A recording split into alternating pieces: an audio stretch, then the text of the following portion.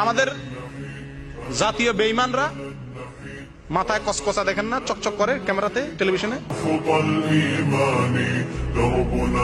সব আমেরিকান তেল লাগানো, ইহুদি খ্রিস্টানদের তেল লাগানো। এই আমেরিকান তেল লাগায় আয়সা এসব বুদ্ধিজীবী নাস্তিক বেঈমানের দালালরা সব সময় বলে যে যেদিন আমাদের সমাজ থেকে, রাজনীতি থেকে, রাষ্ট্র থেকে, সংবিধান থেকে ইসলামকে উঠাই দেওয়া যাবে, সেদিন দুধের নহর বইবে আমাদের দেশে। কুফুরিয়ার কোথায় গেলে আলেমরা মুখ খুলবে? কুফুরিয়ার কোথায় গেলে আমরা মুখ খুলতে বাধ্য হব? এই সমস্ত কুফুরি ওরা নিজেরা করতো এক সময়, এখন 16 কোটি মানুষকে তার দিকে আহ্বান করতেছে, এবং শত শত লক্ষ লক্ষ যুবকরা বিভ্রান্ত হয়ে গেছে, ঈমান হারা হয়ে গেছে। আগে একটা সময় সুবিধা ছিল, এককালে মানুষ কাফের হয়ে গেলে মুসলমান থেকে অমুসলমানদের দলে চলে যেত, বুঝা যেত এই লোকটা কাফের হয়ে গেছে, বেঈমান হয়ে গেছে, মোরতাদ হয়ে গেছে।